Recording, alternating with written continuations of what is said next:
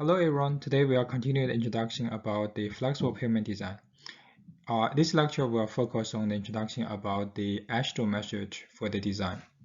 The AASHTO 1993 method is developed based on an extensive AASHTO road test conducted in Ottawa, Illinois, and it will use the concept of the pavement serviceability for the determination of the thickness for each pavement layers.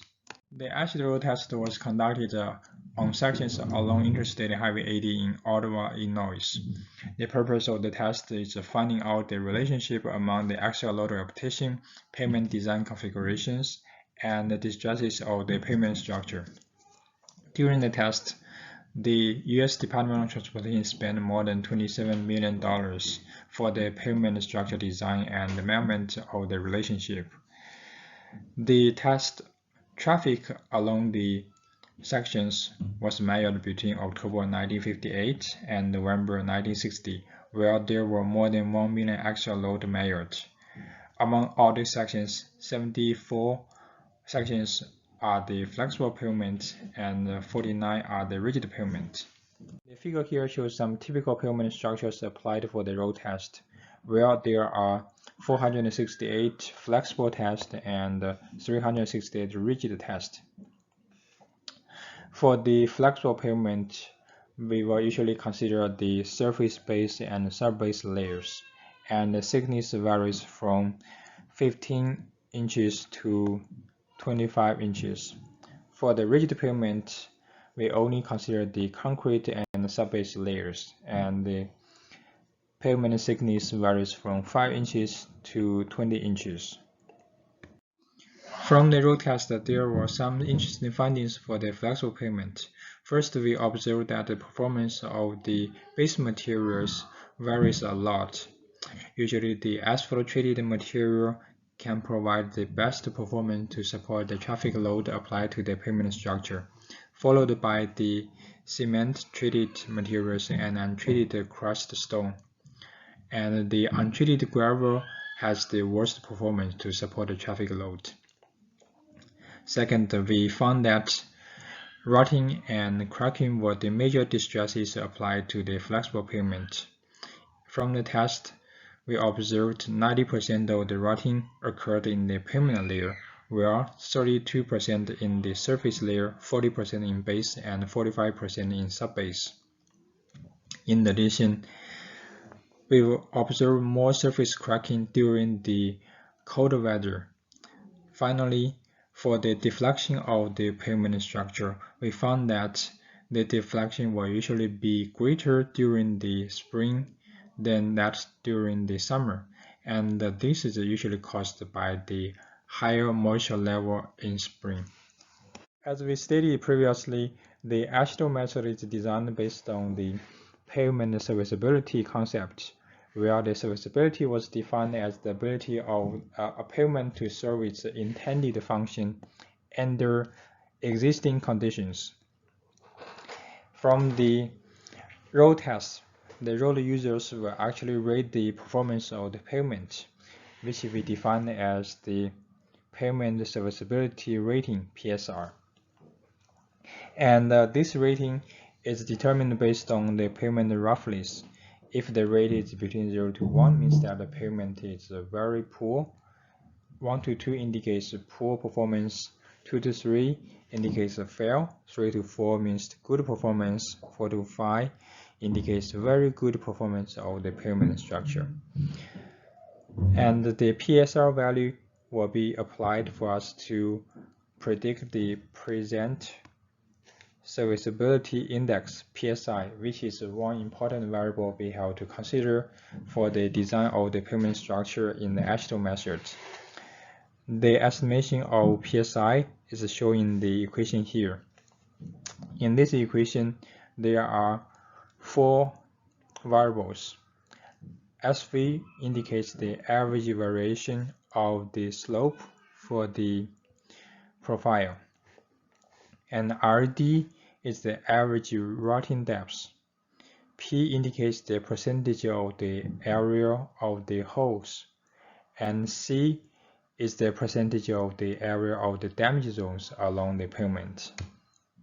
So in the summary, the serviceability is the pavement's ability to serve the type of the traffic that use the facility. Usually the values of the PSI varies from 0 to 5. And as a designer, we have to determine which value is acceptable and which value is not acceptable for the pavement structure, which will be applied for us to identify the terminal PSI for the design of the flexible pavement structure. In the Ashton method, there are some factors we have to consider for the design of the flexible pavement. The first one is design life, including the analysis period and the performance period. The performance period is defined as a duration from the time when the construction is completed to the time when the pavement reaches the terminal PSI, the present serviceability index.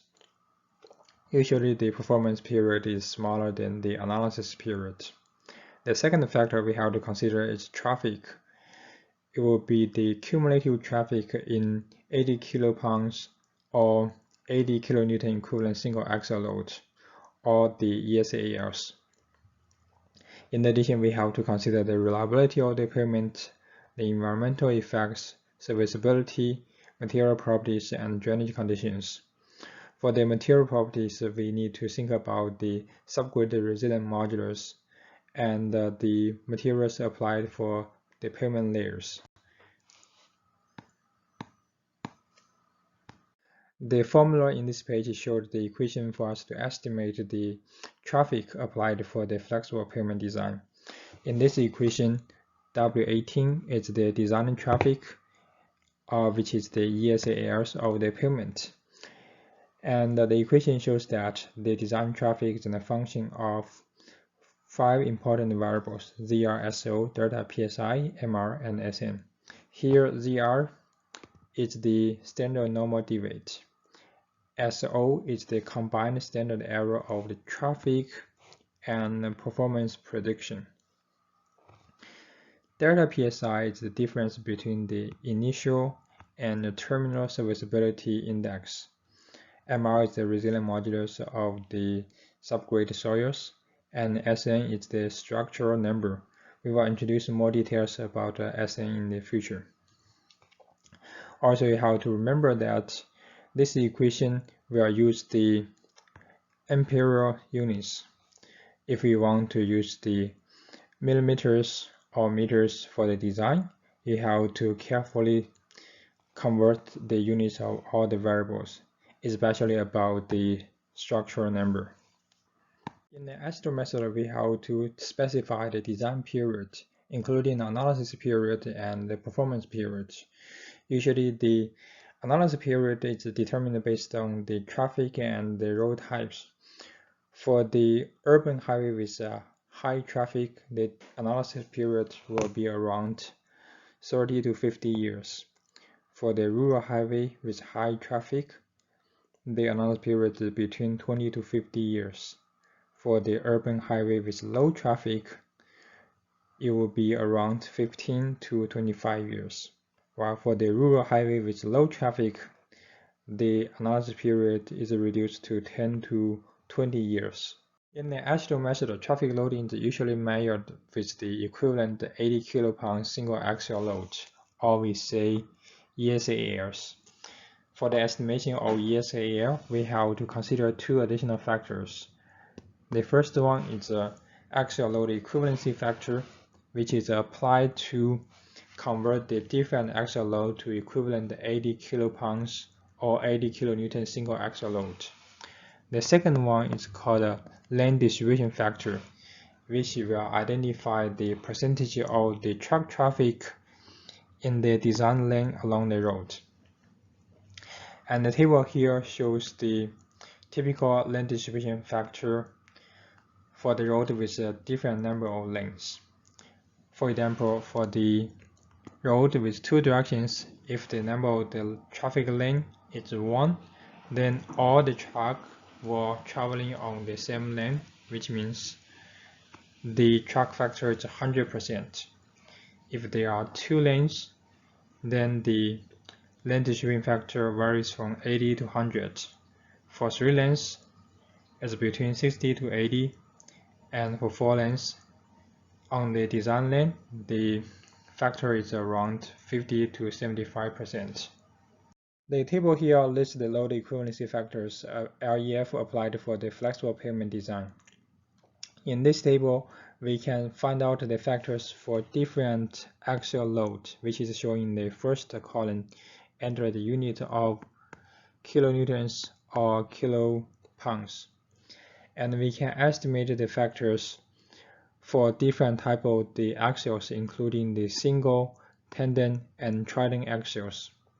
The second column shows the case when the structural number is 3 and the PT, that is the terminal serviceability index, which is set as 2, while the third column shows the factor under SN equal to 5 and PT equal to 2.5. So with this table, you can find out the LEF for any axials and any axial load. For example, if the axial load is set as 160 kilonewton for the single axial with the structure number 03 and PT of 2.0, the LEF value will be 21.2. You can find out the values of the other conditions. This table shows the load equivalency factor for the flexible pavement with single axials and the terminal serviceability index of 2.0. And it lists the LEF for different structural numbers. The first column is the axial load applied to the tire, and the rest 6 columns shows the LEF values for the structural number from 1 to 6. Similarly, this table shows the load equivalency factor for a tandem axial with the PT value of 2.0. The table here shows the LEF value applied for the trident axial with PT of 2.0. We also have one table to show the LEF values under different pavement structure number for the single axial and the PT value of 2.5. And this table is applied for us to find out the load equivalency factor for the tandem axial and the PT of 2.5 under different pavement structure number. And this table is applied for the trident axial with PT of 2.5. We also have the table to show the load equivalency factor under different structural numbers for a single axial and the PT value of 3.0. And this table is applied for the tandem axial with a PT of 3.0. And last, we have the table to show the LEF values for the trident axial and PT of 3.0. With the information provided in the previous pages, we can then calculate the ESRA for the design of the flexible pavement. The page here summarizes the calculation of ESRA under different vehicle types. This is one standard worksheet for the calculation of ESRA. The analysis period is set as 20 years and the structure number is set as 9 inches. We are provided with the current traffic for various types of the vehicles on the road. And the growth factor is set as 2% for every year. With the 20 years analysis period, the total growth factor will become 24.3 for the whole 20 year. And we can calculate the design traffic by multiply the current traffic with the growth factor. With that, you can get the total design traffic around 90 million. In addition, based on the structural number and the terminal serviceability index. Also, the vehicle types, we can specify the load equivalency factor, which is shown in the fifth column. And then the design ESRA, which is equivalent to 80 kilopounds single axle load, will be the design traffic multiply the load equivalency factor. And after that, we will summarize the designed ESRA, which will give us the total designed ESRA for the pavement, and we will use this information for the analysis of the flexible pavement design. For this specific example, the ESRA will be over 43 million.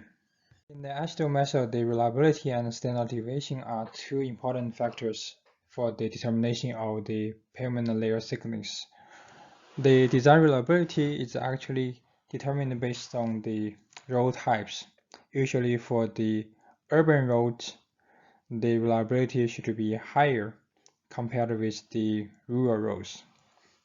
For the interstate or the other types of the highways on the urban area, the design reliability will be around 85 to 99.9%, while for the rural roads, it's around 80 to 99.9%. Also, you can find out the ranges of the design reliability for the other types of the roads in the urban and rural areas.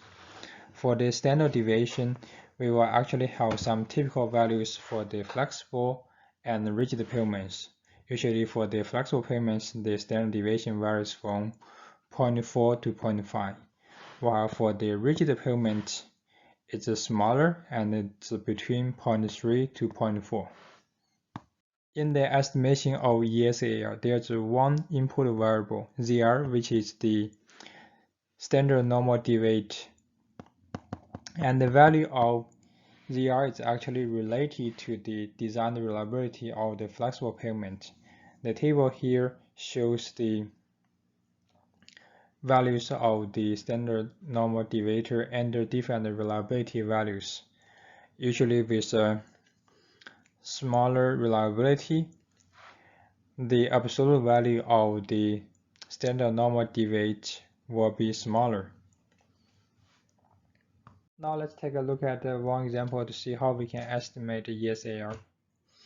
In this example, we are provided with the design reliability R equal to 95%, structural number SN is 5, SO is 0.35, MR is 5000 psi, and delta psi is 1.9. We want to find out the value of W18.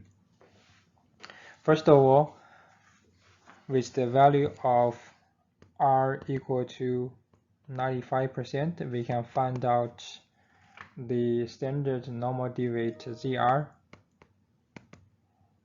is minus 1.645.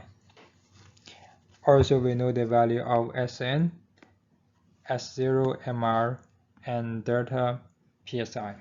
So we can call the equation to find out the value of W18.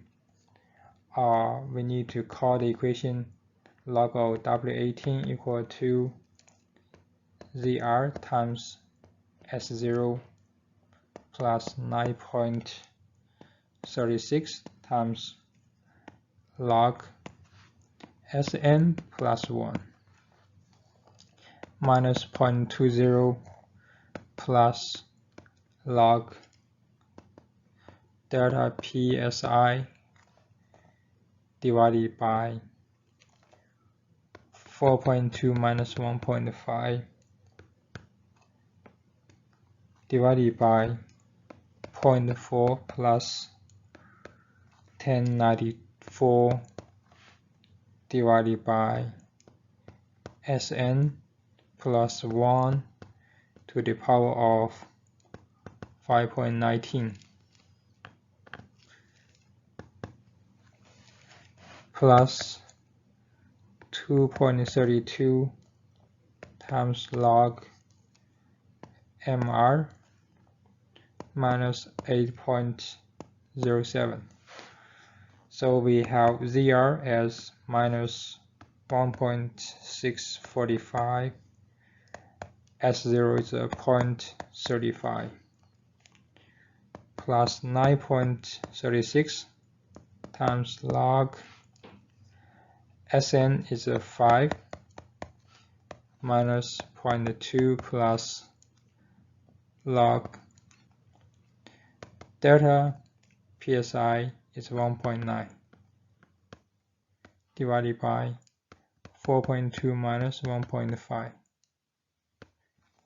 divided by 0.4 times 1094 divided by Sn is 5 plus 1 to the power of 5.19 plus 2.32 times log MR is 5000 minus 8.7.